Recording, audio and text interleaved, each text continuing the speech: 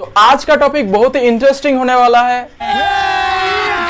अभी मजा आएगा ना भिड़ो। फ्रांस ने इस्लामिक रेडिकलाइजेशन के ऊपर क्या क्या स्टेप लिया है और चाइना में इस्लामिक प्रैक्टिस के अंदर क्या क्या किया जाता है, उस सब के बारे में हम लोग डिस्कशन करने वाले हैं। अगर आप इस चैनल पे नए हो तो फटाफट से सब्सक्राइब कर दीजिए और बेल आइकन को प्रेस करना मत भूलना, उससे नया नया वीडियोस का अपडेट आपको मिलती रहेगी। तो इसी के चलते चलिए आगे बढ़ते हैं। और है जगाया तूने आज, सबका होगा सर्वनाश। आगे होता है क्या देख, अब बस होगा तांडव नाच।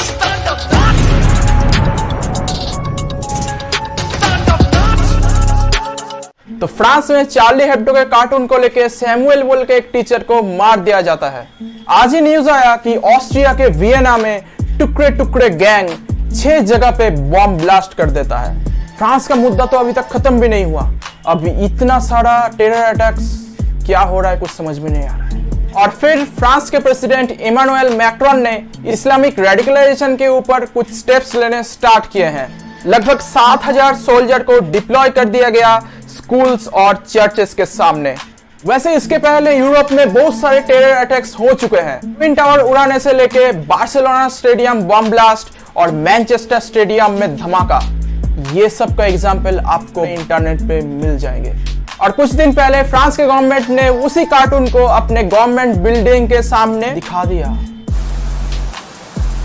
तो फ्रांस के बारे में मैं पहले कुछ बोलना चाहता हूँ। फ्रांस, कनाडा, न्यूजीलैंड, ये सब ऐसे टाइप का कंट्रीज है जहाँ पे ब्लास्फेमी एग्जिस्ट नहीं करता है। हमको भी लगता है कि ये ब्लास्फेमी एग्जिस्ट करना चाहिए, क्योंकि वही सब country one of the developed countries में से एक है। और उसमें से फ्रांस ऐसा एक कंट्री है जहाँ पे ब्लास्फेमी का कोई लॉ भी नहीं है। वहाँ पे फ्रीडम ऑफ स्पीच को बहुत ही सपोर्ट किया जाता है। वैसे वो कार्टून बिल्डिंग में शो करके इंसल्ट नहीं करना चाहते थे, बल्कि समझाने का कोशिश कर रहे थे कि यहाँ पे ये सब भी ब्लास्फेमी के अंडर नहीं लाया जाता। Oh my God! Wow! तो इसके अंदर कुछ प्रॉब्लम नहीं होना चाहिए था, परंतु इतना टेरर अटैक्स होने के बाद अब फ्रांस में दिसंबर में इमानुएल मैक्रोन ने डिसाइड किया इस्लामिक सेपरेटिज्म के अंदर लॉ लाएंगे और उसके अंदर कुछ मॉडिफिकेशंस भी करेंगे वो। फ्रांस के एजुकेशन मिनिस्टर ने इस्लामो लेफ्टिज्म का बात किया है और इसको भी इस्लामिक कंट्रीज विरोध करने लगे हैं। इंडिया में एक चीज देखना, बॉलीवुड, पॉलिटिशियंस और मीडिया तीनों एक साथ कैसे काम करते हैं। कुछ चीजों में अगर मीडिया नहीं दिखाती है तो बॉलीवुड का माफिया लोग और पॉलिटिशियंस भी उसको इग्नोर कर देंगे।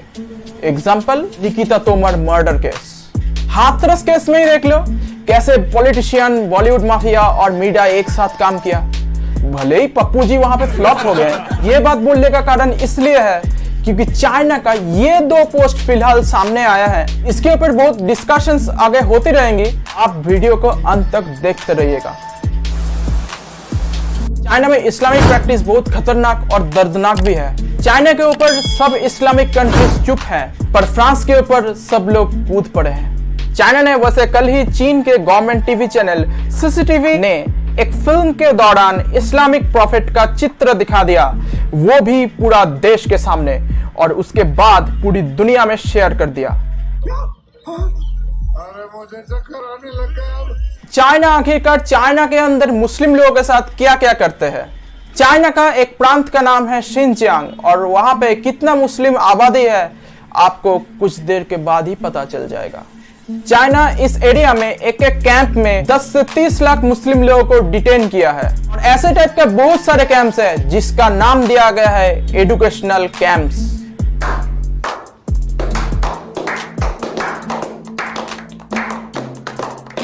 एजुकेशन के नाम पे कम्युनिस्ट प्रोपेगेंडा फेंका जाता है और वहां पे श्री जिनपिंग को थैंक्स बोलने पर मजबूर किया जाता है।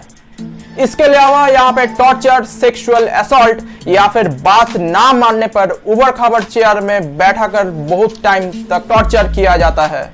इस चेयर को टाइगर चेयर भी कहते हैं। ऑस्ट्रेलिया के सैटेलाइट सिस्टम इसे नोटिस किया और वहां पे देखा ऐसे टाइप का 380 कैंप्स और भी हैं और वहां पे बैठा के खिलाया नहीं जाता, मजदूरी करवाया जाता है।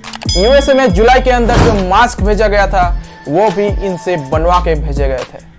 उगर मुस्लिम औरत को ऐसे ट्रीट किया जाता है ताकि उन लोग बच्चा पैदा ना कर पाए, फोर्सफुली एबॉर्शन करवाया जाता है।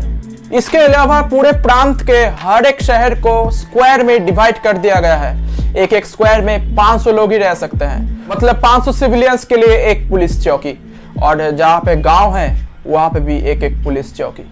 जगह जगह सिक्योरिटी पोस्ट है जहां पे सिविलियंस अपना आइडेंटिटी कार्ड स्कैन कर सकते हैं ताकि उन लोग कब कहां जा रहा है उसका डेटा मिलती रहे।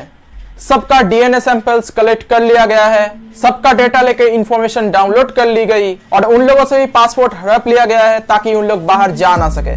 चीन के बाहर रहने वाले उगर मुस्लिम्स इसके ऊपर कुछ नहीं बोलता, अगर बोलेंगे तो चाइना उसके ऊपर और भी स्ट्रिक्ट एक्शन लाएगा। दूसरी तरफ चाइना के अंदर जो उगर मुस्लिम्स रहते हैं उनका बुर्का पहनने का या फिर दाढ़ी रखने पर भी बैन लगा दी गई। कुछ मुस्लिम्स नेम रखने पर भी बैन कर दिए गए। चाइनीज गवर्नमेंट इन लोगों के अंदर अल्कोहल और स्मोकिंग भी प्रमोट कर रहे हैं। इसके अलावा beer up and become family नाम के एक चीज को इंट्रोड्यूस किया गया। उसके अंतर्गत वहां के जो हान कम्युनिटी के मर्द हैं उन लोगों को उगर मुस्लिम्स के औरतों के साथ जबरदस्ती शादी करवा दिया जाता है और जनरेशन को आगे बढ़ाने में प्रमोशन किया जाता है।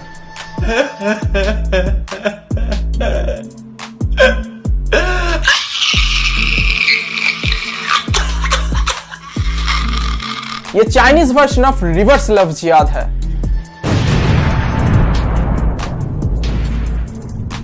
एजेंसी फ्रांस प्रेस की 2018 के रिपोर्ट अनुसार इस कैंप में हजारों guards, spike clubs, tear gas और स्टन गन्स के साथ होते हैं, और इसमें से 39 कैंप्स ऐसे हैं जो कुछ दिनों के अंदर जिनका साइज 3 गुना बढ़ गया है। डांसिंग पनिशमेंट और मॉस्क टू टॉयलेट कन्वर्शन को छोड़ देते हैं। देख लेते हैं आखिरकार चाइना ने ऐसे टाइप का स्टेप्स लेने पे क्यों मजबूर हुआ। 1949 में जिनजियांग कम्युनिस्ट चाइना का पार्ट बनता है। 1990 में वहां पे सेपरेटिस्ट मूवमेंट शुरू होती है। चाइना उसको सप्रेस करके वहां पे डेवलपमेंट करने का काम शुरू कर देता है। डेवलपमेंट जब होता है तब जॉब्स पैदा होते हैं और हान कम्युनिटी को वो जॉब्स मिलता था, तो इसीलिए हान कम्युनिटी के लोग वहां शिफ्ट हो जाते हैं। इसके वजह से डेमोक्रेसी चेंज होने लगता है। 2008 में ऐसे टाइप का सेपरेटिस्ट मूवमेंट फिर से शुरू हो जाता है। 2009 में उगर मुस्लिम्स के अंदर इतना असंतोष पैदा होता है कि उन लोग दंगों पे उतारू हो जाते हैं। 200 से ज्यादा लोग मारे जाते हैं, ज्यादातर हान चाइनीज। 2012 में 6 उगर मुस्लिम्स एक एरोप्लेन को हाईजैक करने की कोशिश करते हैं। 2013 में चाइनीज उगर मुस्लिम्स चाकू लेके चाइनीज गवर्नमेंट बिल्डिंग में अटैक कर देता है, जैसा आजकल फ्रांस और ऑस्ट्रिया में चल रहा है। चाइना पुलिस बंदूक की गोली से उन लोगों का धजिया उड़ा देता है। देखा आपने लापरवाही का नतीजा है। मई 2014 को 31 लोग मारे जाते हैं। इसी साल अप्रैल में एक रेलवे स्टेशन में नाइफ अटैक्स किए जाते हैं। जुलाई के अटैक्स में 96 लोग मारे जाते हैं। इसी सितंबर में एक पुलिस स्टेशन में उगर मुस्लिम्स ब्लास्ट कर देते हैं और उसमें 50 लोग मारे जाते हैं। चाइना के अनुसार ये सब काम किए गए थे ईस्ट तुर्किस्तान इस्लामिक मूवमेंट नाम का एक संस्थान के द्वारा। इनका अल-कायदा और ग्लोबल टेररिस्ट गैंग के साथ लिंक्ड था।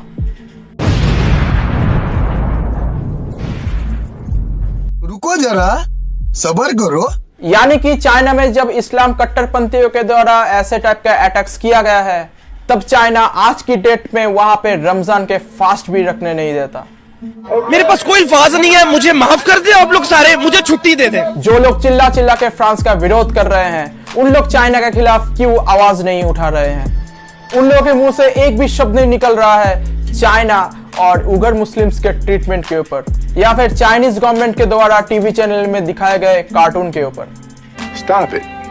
Get some help. कुछ बेशरम तो हदें पार कर चुके हैं, जरा इस वीडियो में देख लीजिए। What's your stance on China's treatment of Uyghur Muslims? Frankly, I don't know much about that.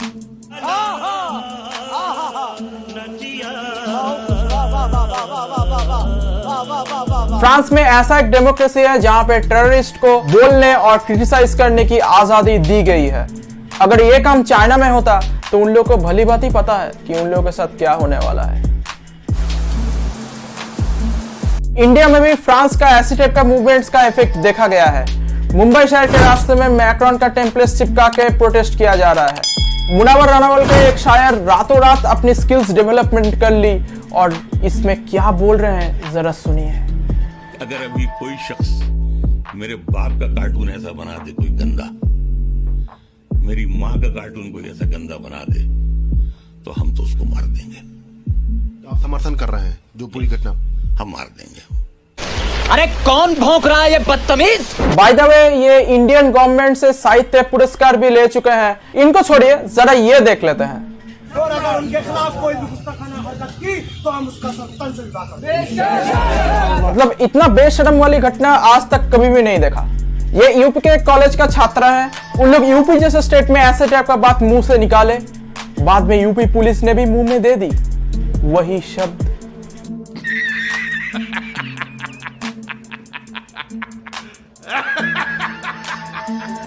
ये पहली बात थोड़ी है। ये महाशय तो पहले 100 करोड़ लोगों को जानवर कह चुके हैं। इंडियन गवर्नमेंट फ्रांस के साथ है और ये कंडेम्ड किया है कि ब्रूटल टेररिस्ट अटैक हुआ है। अब इंडियन गवर्नमेंट फ्रांस को क्यों सपोर्ट कर रहा है?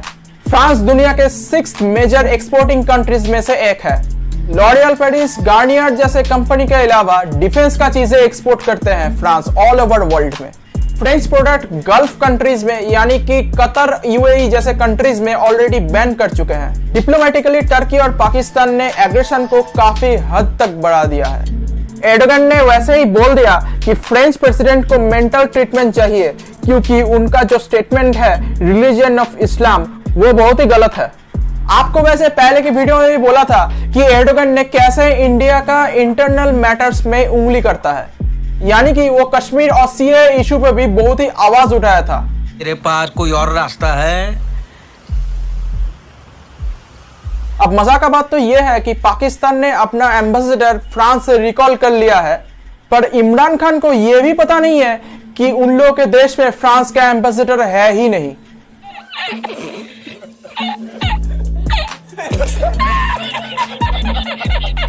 म्यूजिक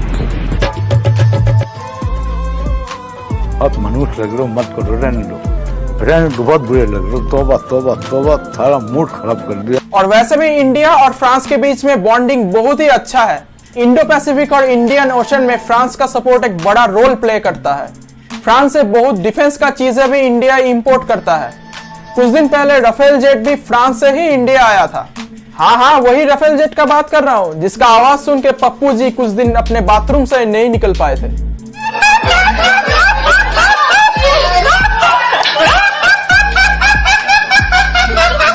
दो 2018 में मैक्रोन जब इंडिया में आए थे तब महाराष्ट्र में न्यूक्लियर पावर प्लांट को लेके बात भी रखा था।